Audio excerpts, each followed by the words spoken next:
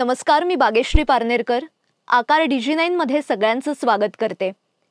भारतात इंग्रजांची सत्ता होती त्यावेळेस फोडा आणि राज्य करा ही नीती त्यांनी अवलंबली. वेळोवेळी आपलं इप्सित साध्य करण्यासाठी अनेक डावपेच आखले आणि ते अंमलात आणले.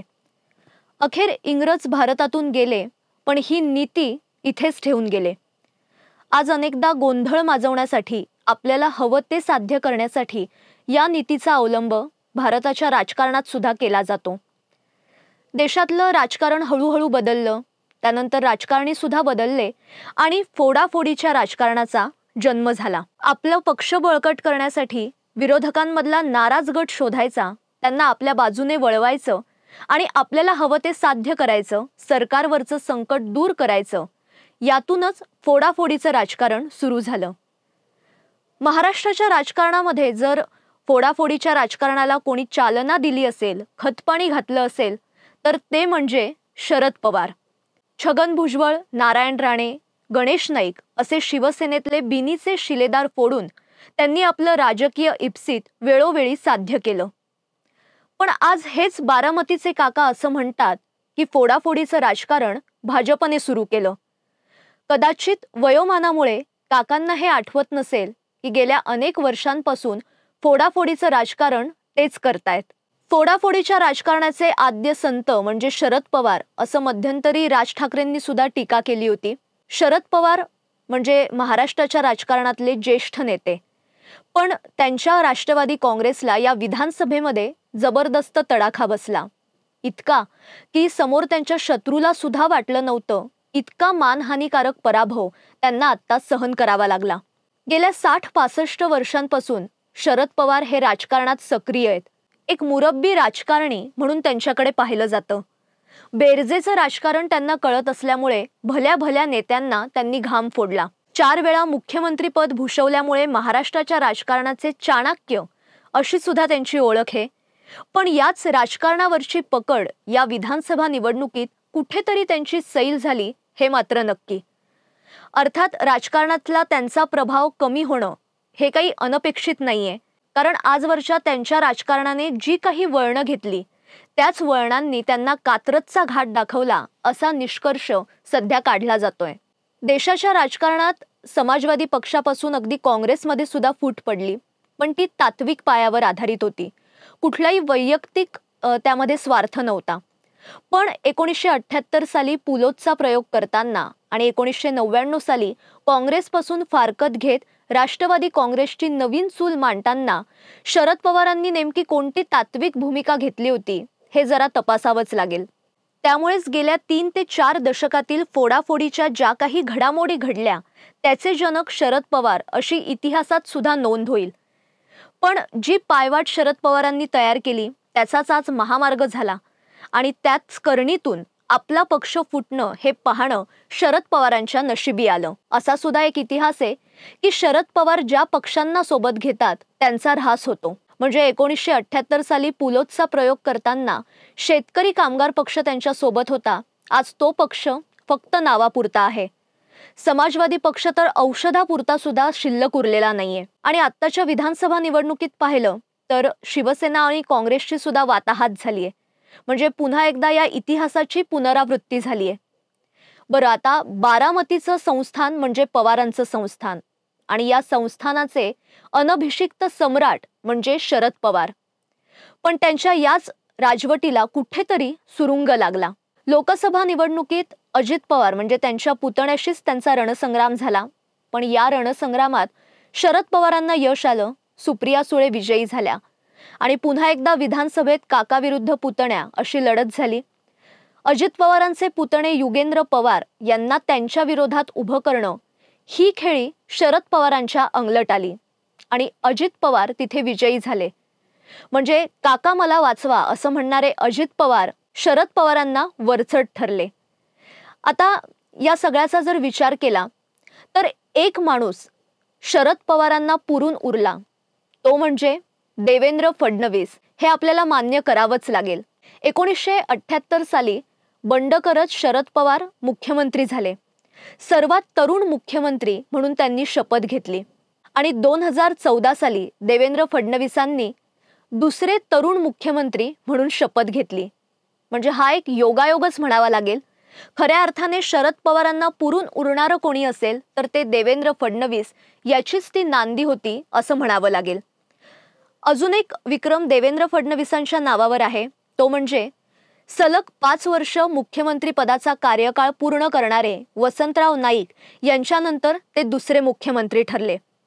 खरं म्हणजे 4 वेळा शरद पवारांनी मुख्यमंत्रीपद भूषवलं, पण एकदाही त्यांना मुख्यमंत्री पदाचा कार्यकाळ हा पूर्ण करता आला नाही. ही कुठेतरी एक खंत शरद पवारांच्या मनात सुद्धा राहणारच. या सगळ्या जर घडामोडी पाहिल्या तर कर्मा इज बॅक, म्हणजे करावं तसं भरावं असं जे म्हणतात तेच कुठेतरी शरद पवारांच्या बाबतीत झालंय. 2019ला पुन्हा एकदा जेव्हा विधानसभा निवडणुका लागल्या तेव्हा देवेंद्र फडणवीस म्हणाले होते की मी पुन्हा येईन.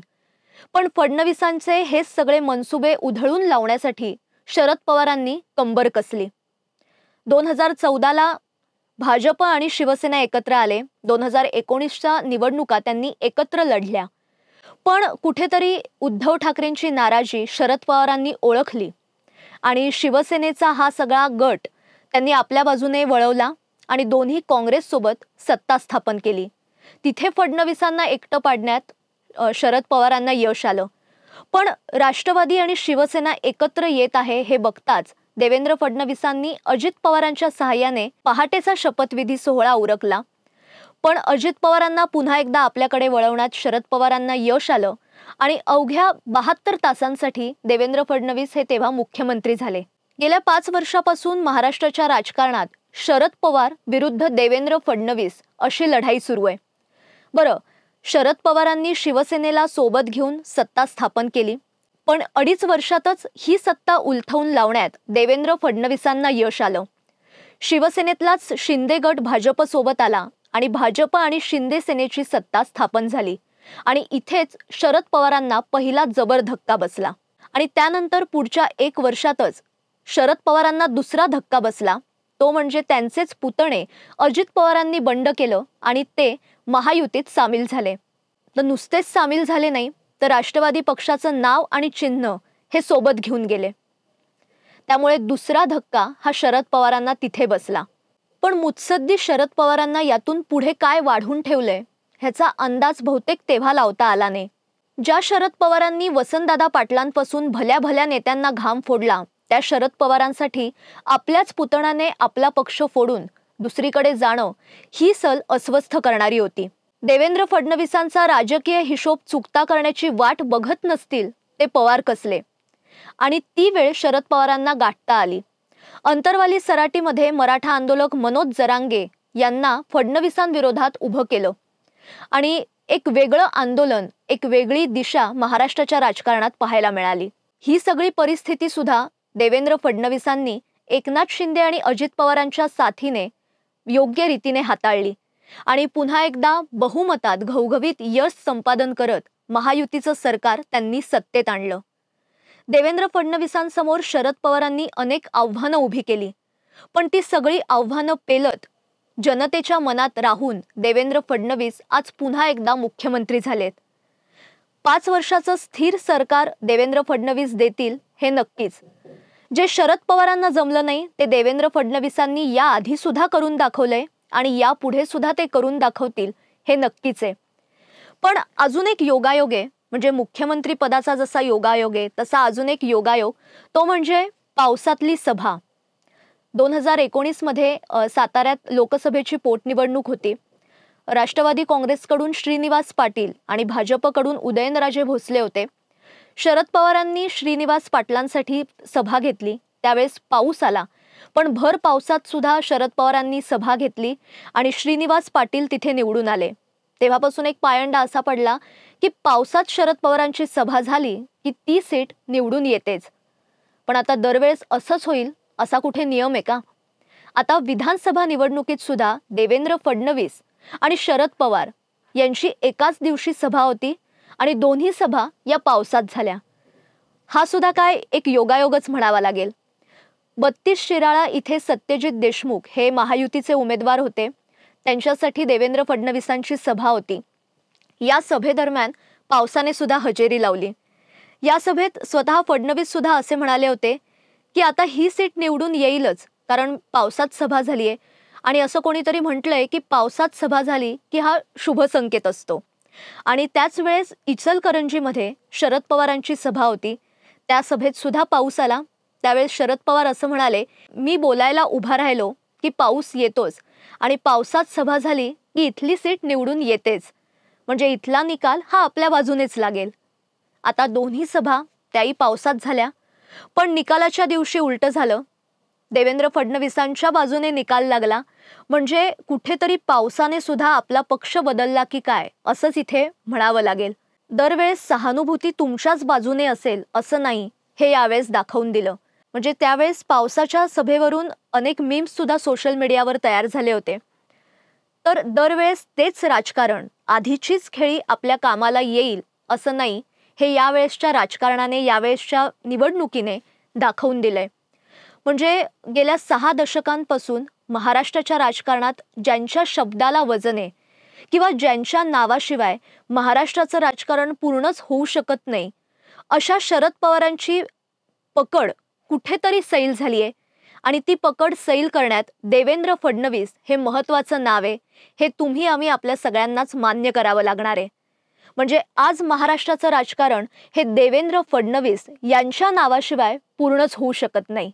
आणि जनतेची हीच नस ओळखण्यात देवेंद्र फडणवीस कुठेतरी वरचढ ठरले, हे मात्र नक्की. म्हणजे महाराष्ट्राच्या राजकारणातल्या शरद पवार नावाच्या युगाला सुरुंग लावण्याचं काम देवेंद्र पर्वामुळे आता सुरू झालंय.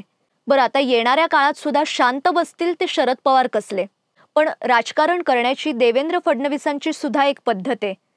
शांत संयमाने ते संपूर्ण परिस्थिती हाताळतात.